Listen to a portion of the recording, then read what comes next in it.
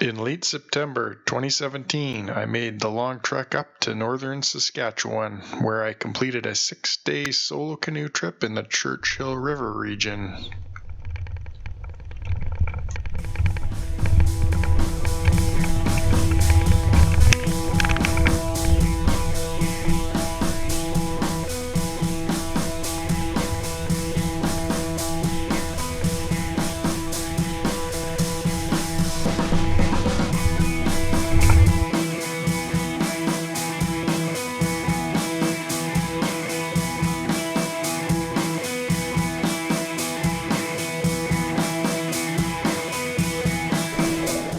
Here we go.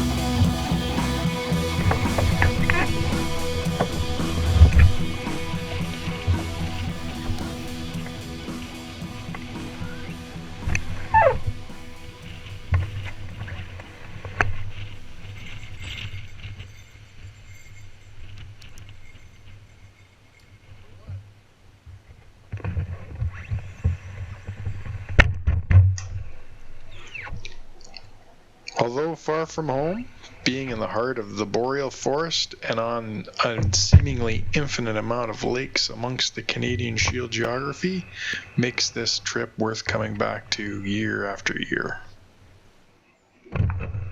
Weather was highly varied but predominantly cooler fall temperatures, which ensured the bugs were all but gone.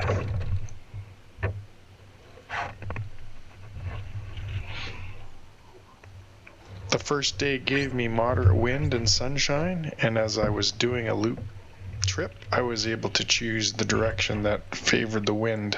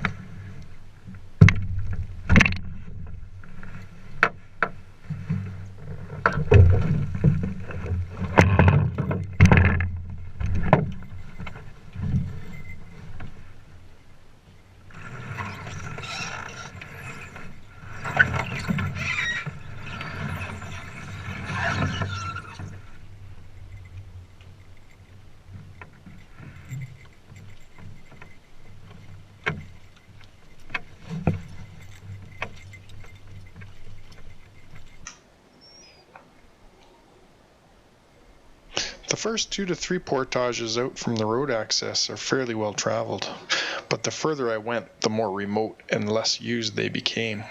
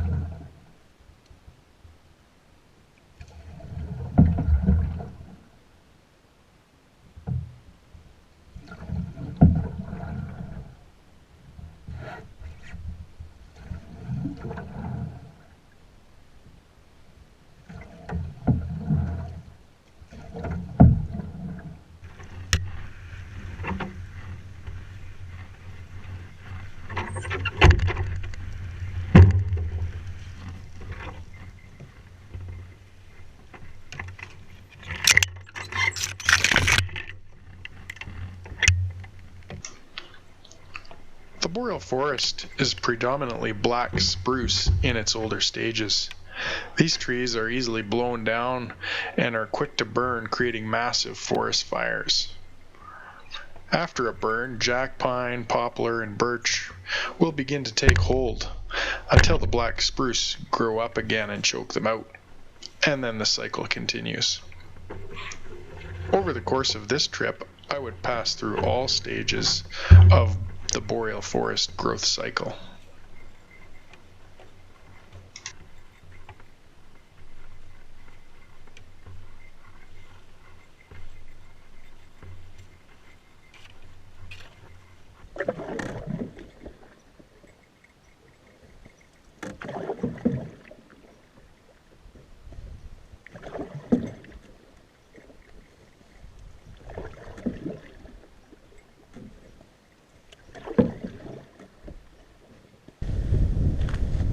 I'll probably hang out over on this side though, a little bit more room. I don't know even if there's enough room to put the tarp. I'll have to figure that out later. I'm not sure it's going to rain anyways, but there's another fire pit here. Again, this one hasn't been used in a long time. And I don't know if I'll even have a fire tonight. We'll see. It's 6 o'clock already. So I might just hunker down. But yeah, there's the landing that I used. Canoe's all tied up for the night.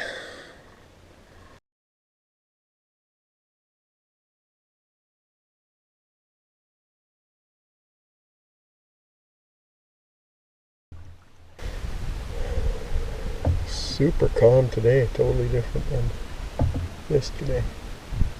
Although the wind is supposed to pick up. Maybe not so bad. If it does, it should be going with us. We're kind of at the top west part of the number one loop.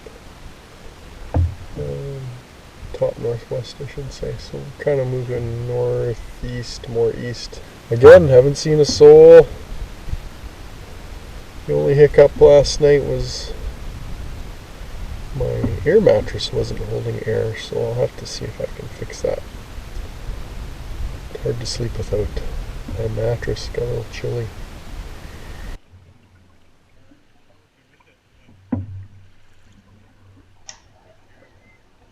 The air mattress problem would worsen and plague me for the entire trip. With the colder nights, sleeping directly on the ground was far from comfortable and left me shivering most of the time.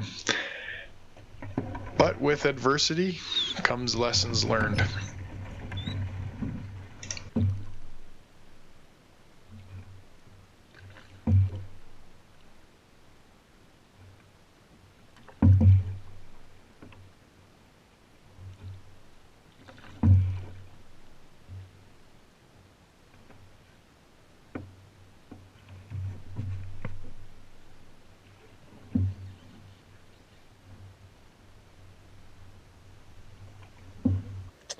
But this is my camp, right on a point.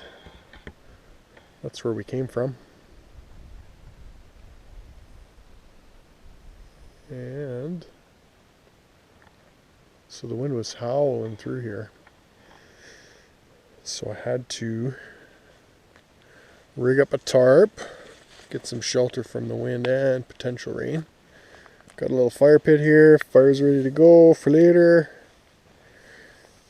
Dinner's all sorted out, just gotta cook it. And canoe's tied down over there. So yeah, we're all set to go.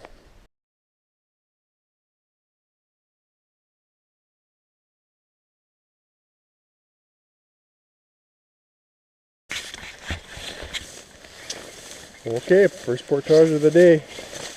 This one is quite a bit different. I don't think anyone's been down here for many years.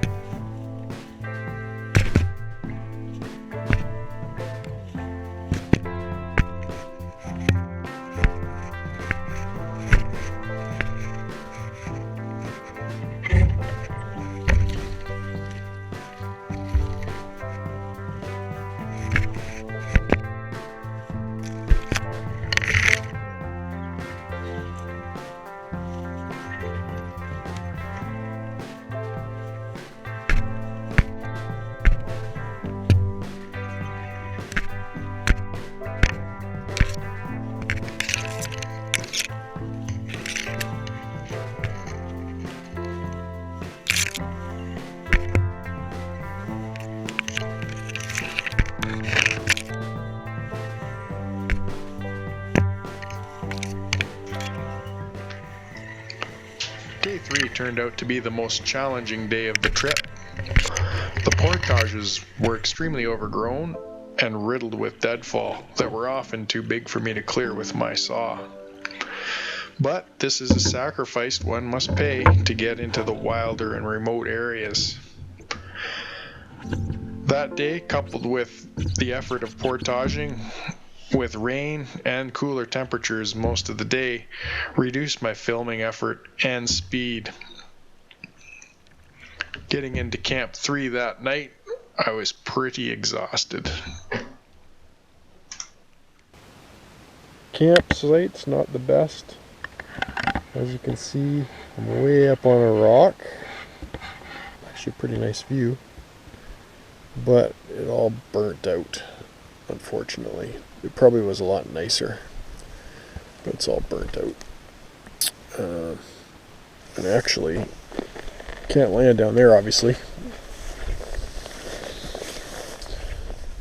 So if you look through the trees, that's where I had to land and slog up here. So even a portage to the campsite, but gonna make it work. Put the tarp up right away because it was rainy. Got some soup in me because it was cold. Got a fire set up. More to dry and warm than anything else. I'm not going to be up late tonight. I am going to crash hard.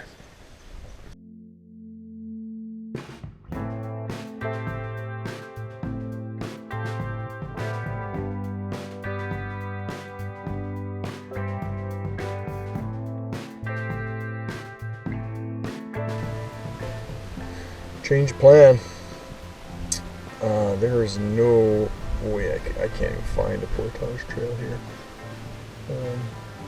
It looks not too bad from the outside, but as soon as you get in there, it's all burnt up and blown down. So I could make my own trail, but I went up on those rocks. I don't know if you can see those. And I can't even see the next lake in there, so it'll take quite a while for me to do that. And then I have 4 more that are probably the same way, so I'm gonna go the other way.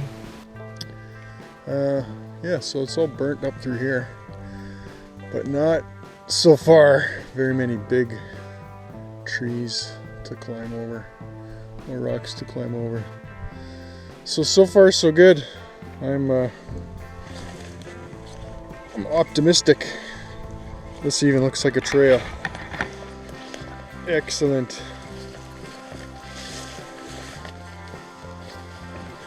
So yeah, that other one, there was nothing. And just a tangle of deadfall everywhere, much like the other 2 yesterday. This is actually pretty good.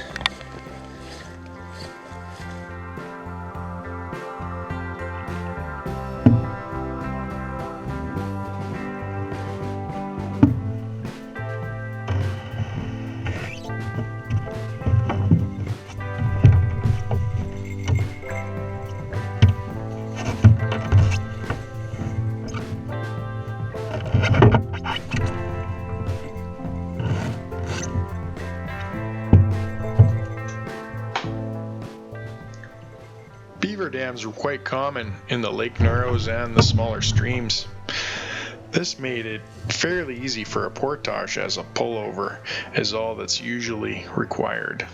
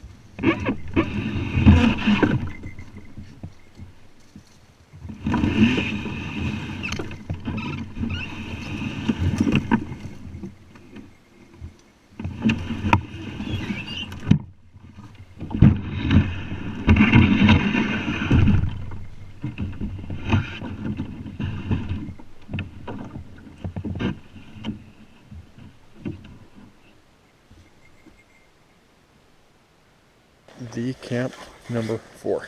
Obviously people have been here recently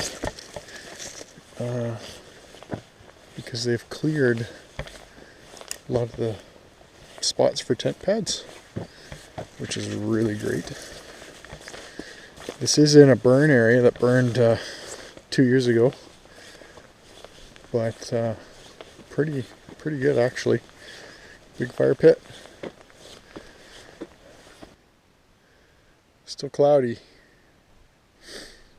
but everything is looking pretty ship shape. If it rains, I got the tarp going, and I got mostly everything dry, which is amazing. Not sure how long it's going to be dry though.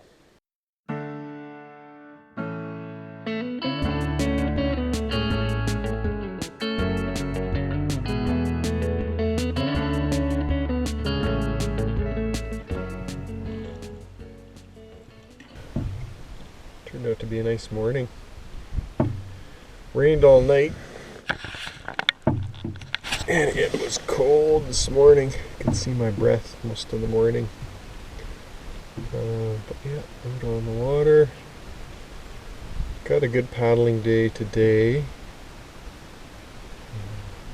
Should be nice. Only 2 portages. I think if I limit myself to 2 portages a day, I should be okay.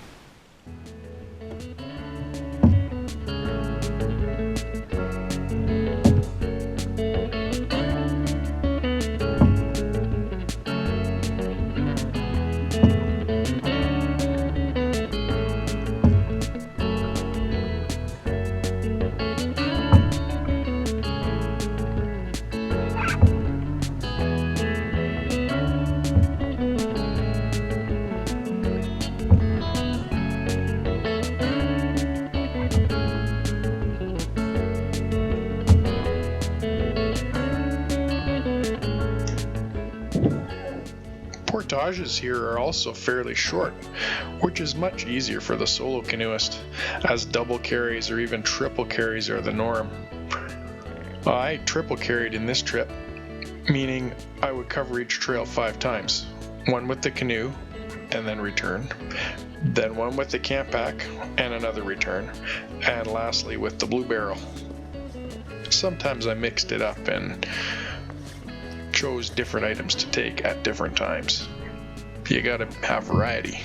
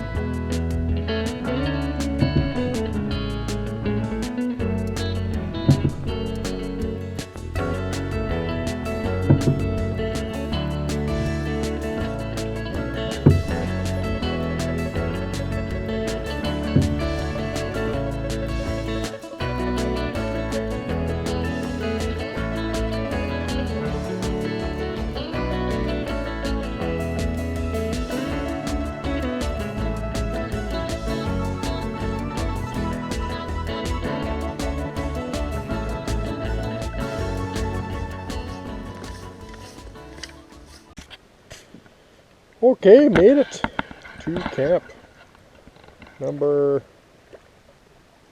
5, I think. I'll have to double check. Anyway, I could see this landing from a ways off. But yeah, very open, scenic.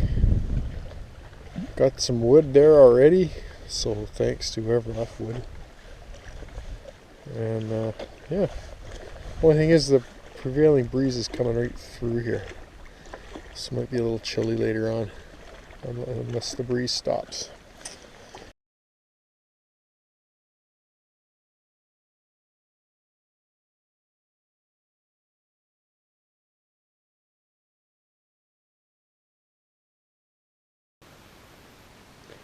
Good morning. Just rolled out of bed. Woke up a little later, but the reason is it is super foggy.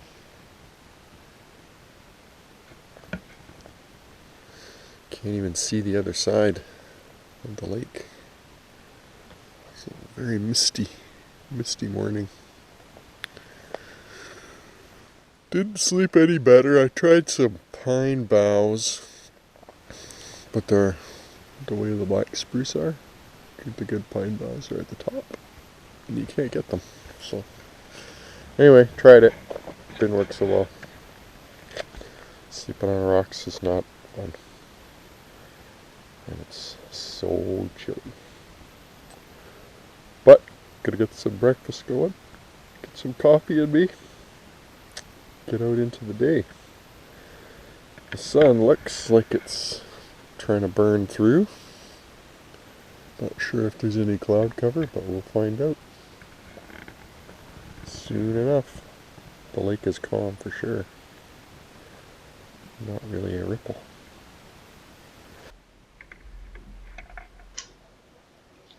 Night 5 also treated me to an amazing display of the northern lights. Unfortunately, the filming didn't turn out as I'd hoped, but I found myself peacefully dozing at the fire late into the night under this mystical event. Just having a look here. Some of these boats have been here a long time. I wonder if they even would float. Just coming right apart. I've never even seen construction like that before with that crease. Oh, it's only on one side. Yeah. So what people will do is they will, if they have a place on a lake, they'll put a small boat. Yeah, there's even holes in it there. They'll put a small boat on either end of the portages and just carry their motor, and then they can zip through. The motor to the first portage, carry over to their next boat, leave the boat on the other side, and then motor into where they're going. It's almost a sandy beach, not just rocks where I got to land. So that's decent. If you don't want a beach, you could use the option of a dock. So that's pretty awesome.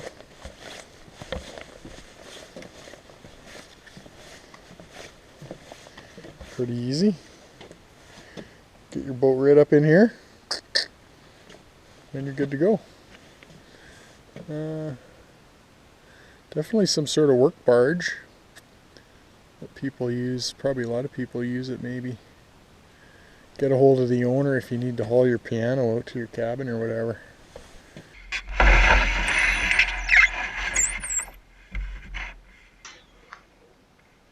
Now, near the end of the 6th day, I can honestly say I didn't see any signs of people at all, except for at the start.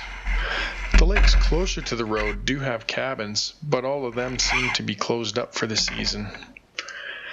I found this to be a truly amazing experience of solitude and reflection, with just enough adversity and adventure sprinkled in. I'll be back.